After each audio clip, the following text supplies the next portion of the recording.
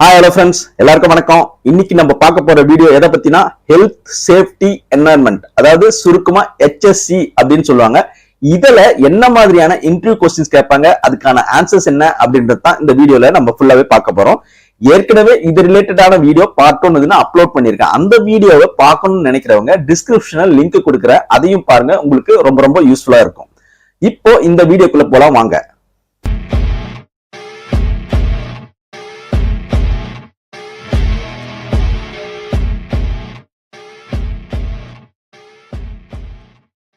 First நம்ம பார்க்க போற கேள்வி என்னன்னு பாத்தீங்கன்னா, வாட் இஸ் சேஃப்டி? ஸோ இன்டர்வியூல திடீர்னு சேஃப்டினா என்ன அப்படின்னு கேட்டாங்கன்னா அதுக்கு பதில் சொல்ல தெரியணும் இல்லையா? ஸோ இதுக்கான டெஃபினிஷன் பாத்தீங்கன்னா, it is a condition that gives you protection from hazard, risk and accident that may cause injury, damage to property or environment and even death. அதாவது சேஃப்டின்றது ஒரு கண்டிஷன். அது என்ன சொல்லுது அப்படின்னு பாத்தீங்கன்னா, ஏதாவது அசார்டு, ஏதாவது ரிஸ்க், ஏதாவது ஆக்சிடென்ட் ஆகும் பட்சத்துல அதனால ஏற்படக்கூடிய இன்ஜூரியா இருக்கலாம், இல்ல ப்ராப்பர்ட்டி ஏதாவது டேமேஜ், சேதம் விளைவிக்கக்கூடியதா இருக்கலாம், இல்ல என்வரன்மெண்ட், அதாவது சுற்றுப்புற சூழ்நிலையை பாதிக்கக்கூடியதா இருக்கலாம், இல்லைன்னா சில டைம்ல டெத் ஏற்படக்கூடிய வாய்ப்புகள் இருக்கிற அது மாதிரி ஏரியால இருந்து ப்ரொடெக்ஷன் கொடுக்கிறது தான் சேஃப்டி. அதுதான் ஒரு கண்டிஷன் அப்படின்னு சொல்றாங்க. அடுத்த கேள்வி என்னன்னு பாத்தீங்கன்னா, வாட் இஸ் அன் ஆக்சிடென்ட்? அதுக்கான டெஃபினிஷன் என்னன்னு பாத்தீங்கன்னா, it is an unexpected or unplanned event that may or may not result in injury or damage or property loss or death. So ஆக்சிடென்ட்ன்றது பாத்தீங்கன்னா எதிர்பாராத விதமாக நடக்கக்கூடிய ஒரு நிகழ்வு தான் இது குறிக்குது ஆக்சிடென்ட்.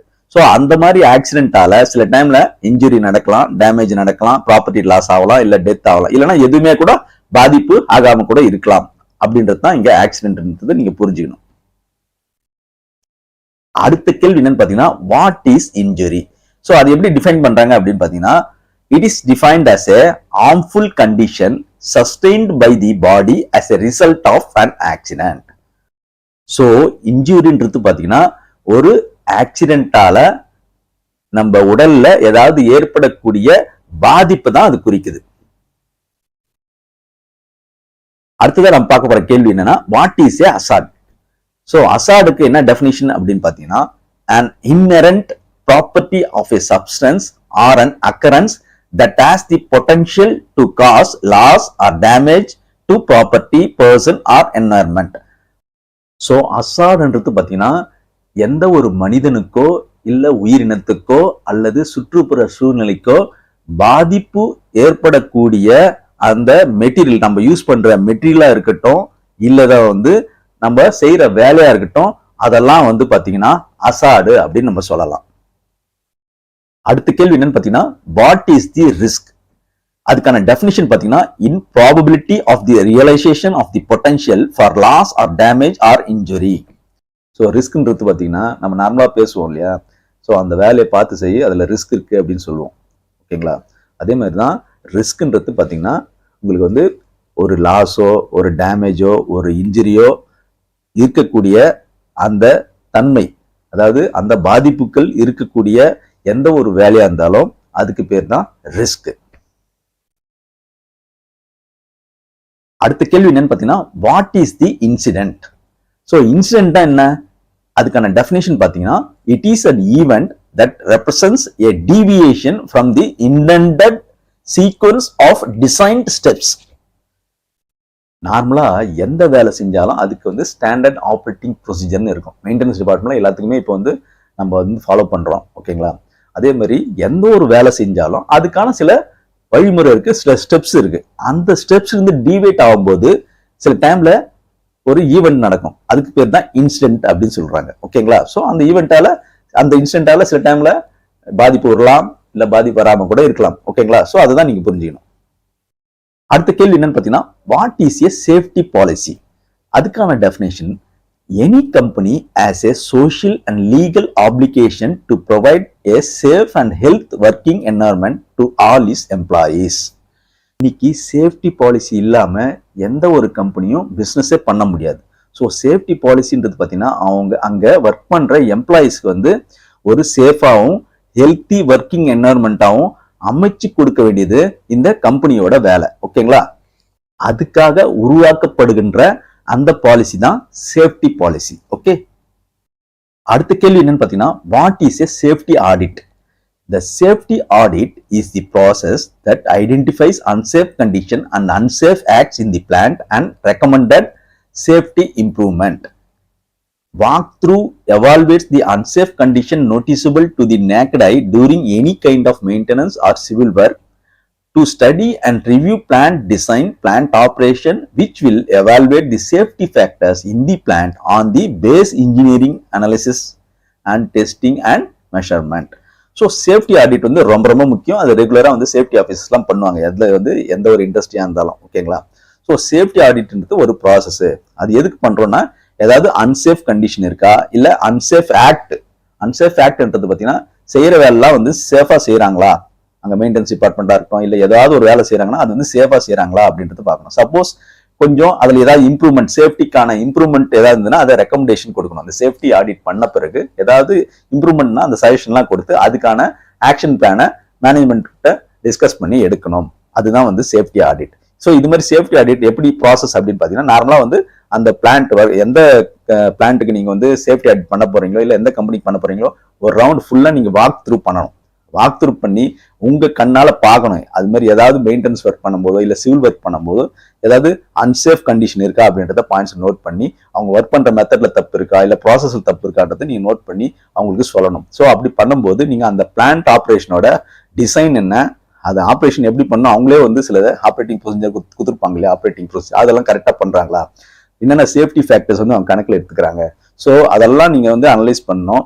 டெஸ்டிங்லாம் கரெக்டா பண்றாங்களா, மெஷர்மெண்ட் கரெக்டா பண்றாங்களா, மானிட்டர் கரெக்டா பண்றாங்களா, இதெல்லாம் கூட நீங்க ஸ்டடி பண்ணி உங்களுடைய மொத்த பாயிண்ட்ஸும் கொடுக்குறது தான் இந்த சேஃப்டி ஆடிட். ஓகேங்களா? அடுத்த கேள்வி என்னன்னு பாத்தீங்கன்னா, what is a safety tag? அதுக்கான டெஃபினிஷன் பாத்தீங்கன்னா, a safety tag is made of cardboard or paper board on which English or local languages letters are written for warning safety instructions to employees. So safety tag ன்றது பாத்தீங்கன்னா safety instruction எதெல்லாம் follow பண்ணும் அப்படின்ற ஒரு warning தான் சொல்லலாம். அதாவது ஒரு டேக் மாதிரி போட்டு தொங்க விட்டுருப்பாங்க, ஒரு எக்யூப்மெண்ட்டோ இல்லை ஒரு ஆப்ரேஷனோ ஏதாவது ஒரு ஏரியாவில் வந்து அதை தொங்க விட்டுருப்பாங்க. அதில் வந்து கிளியரா இங்கிலீஷ்ல இல்லை லோக்கல் லாங்குவேஜ்ல வந்து அதை பிரிண்ட் பண்ணியிருக்கணும். ஓகேங்களா? ஸோ இதுதான் வந்து சேஃப்டி டேக். அடுத்த கேள்வி என்னன்னு பார்த்தீங்கன்னா, வாட் இஸ் எல்இஎல் அண்ட் யூஇஎல்? அதுக்கான டெஃபினிஷன் பார்த்தீங்கன்னா, explosive limits specify the concentration range of material in air which will burn or explode in the presence of ignition source. There are two types of explosion limits. Low explosive limit, அதாவது LEL னா low explosive limit, and upper explosive limit னா UEL. The explosive limits are usually given as the percentage by volume of the material in the air, that is 5% for example. So lower explosive limit LEL அப்படின்னா என்னன்னா, the lowest concentration of gas, vapor and dust which will burn or explode if ignited. Upper explosive limit UEL, the highest concentration of gas, vapor and dust which will burn or explode if ignited. அதாவது நம்ம சுற்றுப்புறத்துல இருக்கிற அந்த காற்றுல கேஸோ வேப்பரோ டஸ்டோ மூணுமே பார்த்தீங்கன்னா அதனுடைய concentration வந்து கம்மியா கலக்கிற அந்த லிமிட் தான் குறிக்குது. ஏன்னா அந்த லிமிட்டுக்கு மேல போச்சுன்னா, அந்த லிமிட்டுக்கு கீழே வந்தாலும் சரி இல்லை மேல போனாலும் சரி, இப்போ அங்க வந்து ஒரு நெருப்பு இருந்ததுன்னா கண்டிப்பா பத்திக்கும்.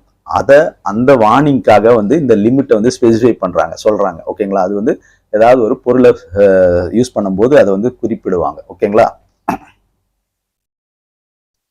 அடுத்த கேள்வி என்னன்னு பாத்தீங்கன்னா, what is fork lift truck? அதுக்கான பதில் என்ன? Fork lift trucks are design to handle heavy loads. எங்கெல்லாம் வந்து ஹெவி லோட்ஸை ஹேண்டில் பண்ணணுமோ இல்லை மூவ்மெண்ட் பண்ணணுமோ அங்க வந்து ஃபோர்க் லிஃப்ட் ட்ரக் தான் வந்து யூஸ் பண்ணாங்க. அதுக்காகவே அதை டிசைன் பண்ணியிருக்காங்க. ஓகே, அடுத்த கேள்வி என்னன்னா, what is crane? A tall machine used for moving heavy object by suspending them from a projecting arm with hook. So crane என்றது ஒரு ஹெவி லோட மூவ் பண்றதுக்காக யூஸ் பண்றாங்க. ஒரு இடத்துல இருந்து இன்னொரு இடத்துக்கு வைக்கிறதுக்கு ஒரு ஆர்ம் மாதிரி பெரிய ஆர்ம் இருக்கும், அதில் ஹூக் பண்ணி லிஃப்ட் பண்ணி இன்னொரு இடத்துல மூவ் பண்ணுவாங்க. ஓகேங்களா? அடுத்த கேள்வி என்னன்னு பார்த்தீங்கன்னா, வாட் இஸ் வெல்டிங்? அதுக்கான ஆன்சர் வந்து process of joining of metals either by electrical or by gas is call welding. So வெல்டிங்ன்றது பார்த்தீங்கன்னா மெட்டல்ஸை ஜாயின் பண்றதுக்கான ஒரு ப்ராசஸ். அது வந்து எலக்ட்ரிக்கலாகவும் இருக்கலாம் இல்லை பை கேஸாலையும் நடக்கலாம். ஓகே, அடுத்த கேள்வி என்னன்னு பார்த்தீங்கன்னா what his case cutting? The process of joining of cutting metals by using oxygen and combustible gas is called gas cutting. Gas cutting என்றது பார்த்தீங்கன்னா மெட்டல்ஸை கட் பண்ணுறதுக்காகவும் ஜாயின் பண்ணுறதுக்காகவும் ஆக்சிஜனும் அப்புறம் கம்பஸ்டிபிள் கேஸும் யூஸ் பண்ணி செய்கிற ஒரு ப்ராசஸ் தான் கேஸ் கட்டிங். அடுத்த கேள்வி என்னன்னா வாட் இஸ் பெயிண்டிங்? அதுக்கான answer the process after sand blasting is called painting. So பெயிண்டிங்ன்றது பார்த்தீங்கன்னா சாண்ட் பிளாஸ்டிங் பண்ண பிறகு நடக்கக்கூடிய ஒரு ப்ராசஸ் அப்படின்னு நம்ம சிம்பிளாக சொல்லிடலாம். அடுத்த கேள்வி என்னன்னா வாட் இஸ் கிரைண்டிங்? அதுக்கான answer grinding is a portable machine used for grinding with a wheel guard in position to reduce the danger. So கிரைண்டர்ன்றது பார்த்தீங்கன்னா ஒரு போர்ட்டபிள் மிஷின் கிரைண்டிங் பண்ணுறதுக்காக யூஸ் பண்ணுறது. அந்த வீலில் ஒரு கார்டு எதுக்கு வச்சிருப்பாங்கன்னா ப்ரொடெக்ஷனுக்காக அப்படின்றது நீங்கள் சொன்னால் போதும். அடுத்த கேள்வி என்னன்னா வாட் இஸ் சாண்ட் பிளாஸ்டிங்? அதுக்கான பதில் the process of removing rust, dust, dirt, scales and old prints from the old surface using compressed air is called sand blasting. So sand பிளாஸ்டிங்ன்றது பார்த்தீங்கன்னா பழைய சர்ஃபேஸ்லேருந்து ரஸ்டால ஏற்படக்கூடிய டஸ்ட்டு, டர்ட்டு, ஸ்கேல் ஃபார்மேஷன் எதாவது இருந்தா இல்லை old print எதாவது இருந்தால் அது எல்லாத்தையும் ரிமூவ் பண்ணுறது இந்த சாண்ட் பிளாஸ்டிங் மூலியமா தான். அது எப்படி பண்ணுவாங்கன்னா த்ரூ கம்ப்ரஸ்ட் ஏர் மூலியமா இதை பண்ணுவாங்க. ஓகேங்களா? அடுத்த கேள்வி என்னன்னா வாட் இஸ் மேனுவல் ஹேண்ட்லிங்? அதுக்கான பதில் the process of lifting, carrying and stacking materials by men is called manual handling. அதாவது எந்த ஒரு மிஷினோட உதவி இல்லாம மேனுவலா செய்யற ஒரு வேலையை தான் இது குறிக்குது. அதாவது லிஃப்ட் பண்ற வேலை, ஒரு வெயிட்டை தூக்கி ஒரு இடத்துல இன்னொரு இடத்துக்கு போறது, இல்ல ஒரு மெட்டீரியலை தூக்கி அரேஞ்ச் பண்றது, இது மாதிரி எல்லா வேலையும் வந்து மேனுவல் ஹேண்ட்லிங் தான் சொல்லுவோம். ஓகே. அடுத்த கேள்வி என்னன்னா what are the precautions for sand blasting? So sand blasting பண்ணுறதுக்கு முன்னாடி என்னென்ன ப்ரிகாஷன் எடுப்பீங்க அப்படின்னு கேட்பாங்க. ஸோ நீங்கள் எந்த ஏரியாவில் சாண்ட் பிளாஸ்டிங் பண்ண போகிறீங்களோ அங்கே ஃபர்ஸ்ட் வந்து நீங்கள் எலிமினேட் ட்ரிப்பிங் அண்ட் ஃபாலிங் அசாட். அங்கே வந்து தடுக்கி உயர மாதிரி ஏதாவது அசாட் இருக்கான்னு பார்க்கணும், இல்லை ஏதாவது உயர மாதிரி ஏதாவது அசாட் இருக்கான்னு பார்க்கணும். ஸோ அதெல்லாம் வந்து ஃபர்ஸ்ட் எலிமினேட் பண்ணணும் அந்த ஏரியாவில். அதுக்கப்புறம் ensure all ventilations, air compressor, power supplies and wash stations R fully functional. அதுக்கு அடுத்தது முக்கியமானது நமக்கு வென்டிலேஷன் இருக்கணும். அப்புறம் ஏர் கம்ப்ரஸர் ஒழுங்காக வேலை செய்யுதான்னு பார்க்கணும், பவர் சப்ளைலாம் கரெக்டாக இருக்கா, அப்புறம் வாஷ் ஸ்டேஷன் ஓகேங்களா அதெல்லாம் ஃபுல்லாக ஃபங்க்ஷன் ஆகுதா, இது எல்லாமே பார்த்து வச்சுக்கணும். மூணாவதா compressed airline hoses and other fittings must be installed firmly without any leak in the hose. So முக்கியமானது இந்த கம்ப்ரஸ்ட் ஏர்லைன் இல்லையா, அந்த ஏர்லைன்ல கரெக்டாக இருக்கா, ஏதாவது லீக்கேஜஸ் இருக்கா, ஃபிட்டிங்ஸ்லாம் கரெக்டாக இருக்கா, ஓசஸ் எதுவும் டேமேஜ் ஆகாமல் இருக்கா, அதெல்லாம் பர்ஃபெக்டாக ஃபிட் பண்ணியிருக்கா அப்படின்றத நம்ம செக் பண்ணணும். ஓகேங்களா? அதுக்கப்புறம் ஹவுஸ் கீப்பிங் முக்கியமாக க்ளீனாக இருக்கணும் அந்த ஏரியா. ஓகேங்களா? அடுத்ததா ஃபயர் எக்ஸ்டிங்யூசர் வந்து எப்பவுமே பக்கத்தில் வச்சிருக்கணும். ஓகேங்களா? அதுக்கப்புறம் டஸ்ட் மாஸ்க்கு, அப்புறம் ஏர் பிளக்கு, மஃப்பு, காகல்ஸு, ஃபேஸ் ஷீல்டு, அது இல்லாமல் வேற ஏதாவது நெசசரி பிபி இதெல்லாம் இருக்கோ, அதாவது பர்சனல் ப்ரொடெக்டிவ் எக்யூப்மெண்ட், அது எல்லாமே யூஸ் பண்ணணும். ஓகேங்களா? அதுக்கப்புறம் sand blasting should not be done on top of floating roof tank in service. So சர்வீஸ்ல இருக்கிற எந்த ஒரு ஃப்ளோட்டிங் ரூஃப் டேங்க் மேலேயும் நீங்க சாண்ட் பிளாஸ்டிங் வந்து பண்ணக்கூடாது. அடுத்ததான் அந்த சாண்ட் பிளாஸ்டிங் ஆப்ரேஷன் வந்து கேஸ் ஃப்ரீயா இருக்கணும். ஓகேங்களா? அடுத்த கேள்வி என்னன்னா what are the precautions for painting? So painting பண்றதுக்கு முன்னாடி என்னென்ன ப்ரிகாஷன் எடுக்கணும் அப்படின்னு பார்த்தீங்கன்னா ஃபர்ஸ்ட் வந்து all flammable material should be clear from the work area. So work ஏரியால எதெல்லாம் வந்து பத்தி கூட தன்மை இருக்கிற மெட்டீரியல்லாம் வந்து கிளியர் பண்ணிவிட வேண்டியதுதான். ரெண்டாவது necessary PPE should be used including clothing. So personal protective equipment வந்து தேவையானது எல்லாமே யூஸ் பண்ணியே ஆகணும். மூணாவது cartridge respirators should be readily available for use. ஓகேங்களா? ரெஸ்பிரேட்டர்ஸ் வந்து கண்டிப்பா தேவை. ஓகேங்களா? அடுத்தது நாலாவது அடிக்குவேட் வென்டிலேஷன் இஸ் நெசசரி. அதே நேரத்தில் வென்டிலேஷனும் இருக்கணும் தேவையான அளவுக்கு.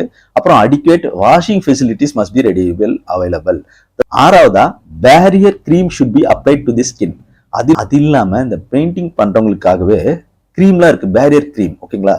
ஸோ அதுவும் வந்து நீங்க அப்ளை பண்ணிக்கலாம் ஸ்கின்ல. அதெல்லாம் வந்து இருக்கான்னு பார்த்துக்கலாம். அடுத்த கேள்வி என்னன்னு பார்த்தீங்கன்னா what are the hazards and injuries in manual handling? So manual ஹேண்ட்லிங்கால என்ன மாதிரி அசார்ட்ஸ் இன்ஜுரிஸ் ஏற்படும் அப்படின்னு கேட்குறாங்க. ஸோ அதில் வந்து ஃபர்ஸ்ட் வந்து பார்த்தீங்கன்னா ஷார்ப் எட்ஜஸ் இருக்கும் சில மெட்டீரியல்லாம், அதனால உங்களுக்கு ஃபிங்கர்ஸ் கூட சில டைம்ல கட் ஆகிறதுக்கான வாய்ப்புகள் இருக்கு. ரெண்டாவது பேர்ன் ஆகிறதுக்கும் வாய்ப்பு இருக்கு ஃபிங்கர்ஸ் நீங்க தூக்கும் போது, ஏன்னா அது வந்து ஹார்டான மெட்டீரியலா இருக்கும்போது. ஓகேங்களா? அடுத்ததா பார்த்தீங்கன்னா நீங்க தூக்கின்னு போற அந்த மெட்டீரியல் வந்து டிராப் ஆச்சுன்னா அதனால உங்களுக்கு ஃபுட் வந்து இன்ஜுரி ஆகிறதுக்கான வாய்ப்பு இருக்கு. நாலாவதா ரிஸ்ட் ஃபிங்கர்ஸ்லாம் வந்து பார்த்தீங்கன்னா ஸ்ட்ரெயின் ஆகிறதுக்கான வாய்ப்பு இருக்கு. அப்புறம் அஞ்சாவதா சுளுக்கு ஸ்ப்ரெயின் ஊண்டு ஆகிறதுக்கான வாய்ப்பு இருக்கு, ஃப்ராக்சராகவும் ஆகிறதுக்கான வாய்ப்பு இருக்கு. ஓகேங்களா? அடுத்த கேள்வி என்னன்னா cause of accidents in manual handling. So manual ஹேண்ட்லிங்ல ஆக்சிடென்ட்ஸ் ஆகிறதுக்கான காரணங்கள் என்னென்ன அப்படின்னு கேட்பாங்க. ஃபர்ஸ்ட் வந்து பார்த்தீங்கன்னா இம்ப்ராப்பர் லிஃப்டிங் வந்து ப்ராப்பரா பண்ணாதது ஃபர்ஸ்ட் காரணம். இன்னொன்று carrying too heavy loads. So இவ்வளவுதான் லோடு தூக்கணும்னு இருக்கு, அது வந்து ஓவர் லோடு தூக்குனாங்கன்னா அது மாதிரி ஆகிறதுக்கான வாய்ப்பு இருக்கு. மூணாவது இம்ப்ராப்பர் கிரிப்பிங், ப்ராப்பரா பிடிக்காம இருக்கிறதுக்கு ஒரு ரீசனு. நாலாவது failure to use PPE, personal protective equipment வந்து யூஸ் பண்ணாதால கூட உங்களுக்கு வந்து ஆக்சிடென்ட் ஆகிறதுக்கான காரணம் இருக்கு. அடுத்தது பார்த்தீங்கன்னா lifting கிரீசி, oily and irregular objects. அதாவது நீ தூக்குற அந்த மெட்டீரியல் வந்து பாத்தீங்கன்னா கிரீஸியா இருந்ததுன்னா, இல்ல ஆயிலா இருந்தாலும், இல்ல ஷேப்பே வந்து ஒரு மாதிரி வித்தியாசமா இருந்ததுன்னு வச்சுங்களா, சரியா பிடிக்க முடியாம போயிடும் இல்லையா. ஸோ அதனால கூட பாதிப்பு உண்டாகும், ஆக்சிடென்ட் உண்டாகும். ஓகேங்களா. அடுத்ததா புவர் பிசிக். ஓகேங்களா. ஸோ அவனுக்கு தூக்குறதுக்கான வலிமையே இல்லாம இருக்கலாம். ஓகேங்களா. அடுத்த கேள்வி என்னன்னா what precautions are need to avoid accident in manual handling. So இந்த மேன் ஹேண்ட்லிங்ல ஆக்சிடென்ட் ஆகாம இருக்கிறதுக்கு என்னென்ன ப்ரிகாஷன் எடுக்கலாம் அப்படின்றதுக்கு பதில் பார்த்தீங்கன்னா, first stand at safe distance from the load. So load இருக்குதுன்னா அது வந்து ஒரு சர்டன் டிஸ்டன்ஸ், சேஃப் டிஸ்டன்ஸ்ல எப்பவுமே நீங்க நிக்கணும். ஓகேங்களா. First point. ரெண்டாவது sharp edges to be remove before lifting a material. So ஏதாவது மெட்டீரியல் லிஃப்ட் பண்ண போறீங்கன்னா அதுல ஏதாவது ஷார்ப் எட்ஜஸ் இருந்தா அதை வந்து முதல்ல ரிமூவ் பண்ணிடுங்க. ஓகேங்களா. மூணாவது PPE such as safety gloves and safety shoes to be used. So எப்பவுமே பார்த்தீங்கன்னா நீங்க இது மாதிரி வேலை மேனுவல் ஹேண்ட்லிங் பண்ணும்போது சேஃப்டி கிளவுஸ் இருக்கணும், சேஃப்டி ஷூஸ் இருக்கணும். இதெல்லாம் கண்டிப்பா நீங்க போட்டு இருந்தாதான் அது ஆக்சிடென்ட் ஆகாம தடுக்க முடியும். அடுத்த point, if the weight is too heavy for one person to lift then he has to seek the assistance. So ஒரு ஆளால தூக்க முடியாத வெயிட் இருந்ததுன்னா நீங்க இன்னொரு ஆள் ஹெல்ப்புக்கு கூப்பிடுறதுல தப்பே கிடையாது. ஓகேங்களா. அடுத்ததா the pathway should be checked for any obstruction while carrying the load. So ஒரு மெட்டீரியல் தூக்கின்னு ஒரு இடத்துல இன்னொரு இடத்துக்கு போறீங்கன்னா அந்த போற பார்த்து ஃபர்ஸ்ட் நீங்க செக் பண்ணுங்க, அதுல ஏதாவது அப்செக்ஷன் இருக்கா, போகும்போது தடுக்க விடாம இருக்கணும் இல்லையா, அந்த எதுவும் அப்செக்ஷன் இல்லாத இருக்கான்றது ஃபர்ஸ்ட் தெரிஞ்சுக்கங்க. ஓகேங்களா. அடுத்ததா the different actions, movements and forces necessary while carrying for different loads. So ஒவ்வொரு லோடுக்கும் ஒவ்வொரு விதமான ஆக்ஷனு, மூவ்மெண்ட், ஃபோர்ஸஸ் வந்து தேவைப்படும் அப்படின்றத சொல்றாங்க. ஓகேங்களா. அடுத்ததா modify the task by using hooks and crowbars. ஓகேங்களா. ஸோ சப்போஸ் டாஸ்க் கஷ்டமா இருந்ததுன்னா நீங்க ஹூக்கும் க்ரோபாரும் யூஸ் பண்ணி செய்யற மாதிரி டாஸ்க்கை நீங்களே மாடிஃபை பண்ணிக்கலாம், தப்பு கிடையாது. இப்படிதான் செய்யணும் கிடையாது, உங்களுக்கு எது ஈஸியா சேஃபா இருக்கோ அதை பண்ணலாம். அடுத்ததா mechanical equipments like cranes shall be use. சில டைம்ல கிரேன் கூட யூஸ் பண்ணலாம் நீங்க, தப்பு கிடையாது. ஓகேங்களா. Necessary training should be given. So புதுசா யாராவது வேலைக்கு வராங்கன்னா அவங்களுக்கு கண்டிப்பா ட்ரைனிங் கொடுத்தே ஆகணும், இது மாதிரி மேனுவல் ஹேண்ட்லிங்கா இருந்தா கூட. அப்பதான் அந்த விபத்துலாம் ஏற்படாம நம்ம பாதுகாக்க முடியும். அடுத்த கேள்வி என்னன்னா what are the hazards in welding. வெல்டிங்ல என்னென்ன அசார்ட்ஸ் இருக்கு அப்படின்றது தான் கேள்வி. வெல்டிங்ன்றதே பார்த்தீங்கன்னா நார்மலா ஒரு டேஞ்சரஸான ஒரு ஆக்டிவிட்டி தான். ஓகேங்களா. நெசசரி ப்ரிகாஷன் எடுக்கலன்னா கண்டிப்பா என்னென்ன பிரச்சனை வரும், என்னென்ன பாதிப்பு வரும் அப்படின்னு பார்த்தீங்கன்னா எலக்ட்ரிக்கல் ஷாக் வரலாம், அது ஒரு அசார்டு. அப்புறம் ஃபயர் அண்ட் எக்ஸ்ப்ளோஷன் ஆகலாம், பேர்ன் ஆகலாம், விஷன் டேமேஜ் ஆகலாம், கண்கள் டேமேஜ் ஆகிறதுக்கு வாய்ப்பு இருக்கு, கண் பார்வை. அப்புறம் inhalation of poisonous gases and fumes. So gases ஃபியூம்ஸ்லாம் நம்ம வந்து சுவாசிக்கக்கூடிய வாய்ப்பு அதிகமாக இருக்கு. அப்புறம் exposure to intense ultra violet radiation. So இதெல்லாம் வந்து தவிர்க்கணும்னா கண்டிப்பாக நம்ம ப்ராப்பரான பர்சனல் ப்ரொடெக்டிவ் எக்யூப்மெண்ட் பிபிஐ வந்து யூஸ் பண்ணணும். அதுக்கான ப்ராப்பர் ட்ரைனிங் ப்ராக்டிஸ்லாம் பண்ணியிருக்கணும் அப்படின்றது தான் இங்கே நம்ம சொல்ல வர்றது. ஓகே. அடுத்த கேள்வி என்னன்னா வாட் இஸ் ரிக்கிங்.